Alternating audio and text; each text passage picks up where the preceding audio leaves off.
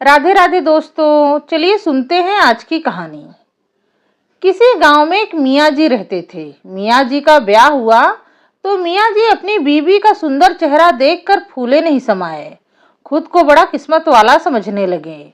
लेकिन उनकी ये गलत फहमी कुछ ही दिनों में दूर हो गई। ब्याह के कुछ ही दिनों में मियाँ जी समझ गए कि उनकी बीवी बस देखने में ही सुंदर है, आदतों से तो वो एक नंबर की फूहड़ है। घर का कोई काम ढंग से नहीं करती, उसे खाना बनाना भी न आता। मियाँ जी की थाली में रोज कच्ची पक्की रोटियां और जली हुई भाजी दाल ही आती। अंत में हार कर मियाँ जी ने घर में एक नौकरानी रख ली, जो घर के काम करती और खाना भी बनाती। मियाँ जी ने सोचा, चलो कम से कम ढंग का खाना खाने को तो मिलेगा। मियाँ जी की नौकरानी खाना खूब स्वादिष्ट बनाती और सारे काम भी सलीके से करती। मियाँ जी अपनी बीवी के सामने नौकरानी की खूब तारीफ करते। अपने मियाँ जी के मुंह से नौकरानी की तारीफ सुन सुनकर बीवी जल भुन जाती।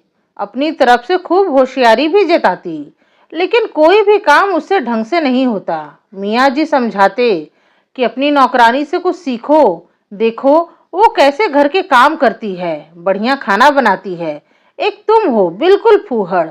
मियाँ जी के ताने सुनकर बीबी ने एक दिन नौकरानी को घर से ही निकाल दिया। शाम के समय जब मियाँ जी घर पर आए तो सारा घर अस्त व्यस्त देखकर बोले, अरे आज क्या नौकरानी नहीं आई? बीबी बोली, आई तो थी। मियाँ जी ने पूछा, तो क्या उसने कोई काम नहीं किया? बीबी बोली, वो काम कर ही नहीं पाई। मियाँ जी ने पूछा, लेकिन क्यों?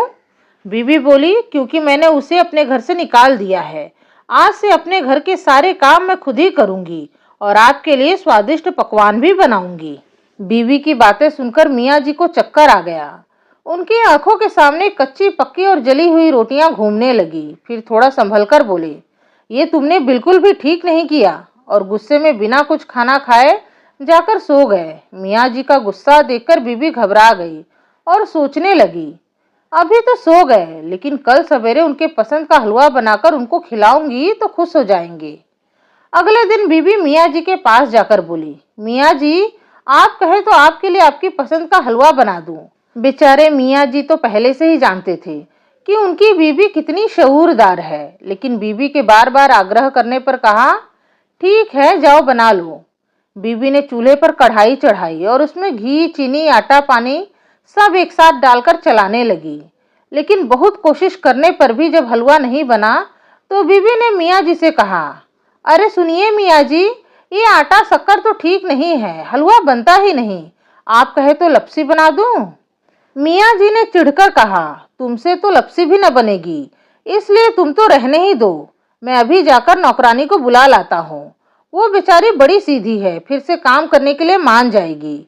मियाँ जी की बात सुनकर बीबी बोली, अरे वाह जी वाह, अब लपसी क्यों न बनेगी? लपसी बनाने में भला क्या मुश्किल है, मैं अभी बना देती हूँ, नौकरानी को बुलाने की कोई जरूरत नहीं है। बीबी ने फिर कढ़ाई में थोड़ा शक्कर और आटा और डाल दिया, लेकिन बहुत माथापच्ची करने पर भी लपसी नहीं बनी।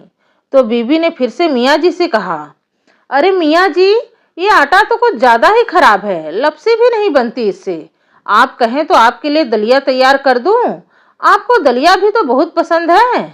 मियाँ जी ने झल्लाकर कहा, बीबी तुमसे तो दलिया भी नहीं बनेगा, तुम तो रहने ही दो और जाओ अब नौकरानी को बुला लाओ। बीबी ने तुनक कर कहा, ऐसे कैसे दलिया नहीं बनेगा, अब उसमें कौन सा तीर मारना है? वाह मियाँ जी, आप मुझे क्या समझते हैं कि मैं दलिया भी नहीं बना सकती? कहकर बीबी चूल्हे के पास जाकर बैठी। उसने कढ़ाई में आटा, घी, चीनी सब और डाल दिए, लेकिन लाख प्रयत्न करने पर भी दलिया नहीं बना और सारा गुड़ गोबर हो गया। पूरी रसोई अस्त व्यस्त हो गई। बीबी खुद भी पसीने से नहा गई। अंत में हार कर मियाँ जी से बोली, मियाँ जी यह आटा तो बिल्कुल ही खराब है, इसका कुछ नहीं बनेगा, आप कहें तो मैं उठाकर इसे गली में फेंक आऊं? अब मियाँ जी का पारा चढ़ गया। गुस्से में बोले, अरे बीबी, तुमसे तो तुम्हारा ये गोबर जैसा हलवा फेंका भी नहीं जाएगा। इस पर बीबी ने चमक कर मियाँ जी से कहा, वाह जी वाह, आप तो मियाँ जी मुझे बिल्कुल ही फूहड़ समझते हैं। अब बीबी भी थोड़ा आवेश में आ गई। वो कढ़ाई को उठाकर छत पर ले गई और आओ देखा न ताओ, सीधे कढ़ाई छत से नीचे गली में उलट दी। गली में से गांव के कुछ भले मानस गुजर रहे थे। उनके सारे कपड़े खराब हो गए। ऊपर से बीबी जी का हलवा भी गर्म था, जिससे वो जल भी गए। वे सभी गुस्से में मियाँ जी के घर आए और मियाँ जी को उल्हाना देने लगे। अरे मियाँ जी, तुम्हारी बीबी तो बड़ी फूहड़ है। आखिर तुम्हारा गुजारा कैसे होता है इतनी फूहड़ औरत के साथ? और भी बहुत कुछ उन्होंने सुनाया। मियाँ जी ने हाथ पांव जोड़कर किसी तरह उनसे माफी मांगी और उन्हें विदा किया। गांव वालों के जाने के बाद मियाँ जी अपनी बीबी के पास गए और बोले, तो बीबी, और कुछ बनाना बाकी है तो वो भी बना लो। गांव वालों की खरी खोटी सुनकर अब बीबी समझ गई कि उसके बस का कोई काम नहीं है। मियाँ जी को मनाते हुए बोली, अरे मियाँ जी, आप गुस्सा क्यों होते हैं? जाइए और अपनी नौकरानी को बुला लीजिए। अब मैं उसे कभी नहीं निकालूंगी। बीबी की बात सुनकर मियाँ जी की जान में जान आई। उन्होंने नौकरानी को फिर से अपने घर में रख लिया, जिससे अब मियाँ जी भी खुश और बीबी भी खुश हो गई। तो दोस्तों, ये थी आज की छोटी सी कहानी। कहानी पसंद आई है तो प्लीज़ वीडियो को लाइक करके चैनल को सब्सक्राइब करना न भूलें। आपसे मिलूंगी अपने अगले वीडियो में एक नई कथा कहानी के साथ। तब तक के लिए राधे राधे, धन्यवाद।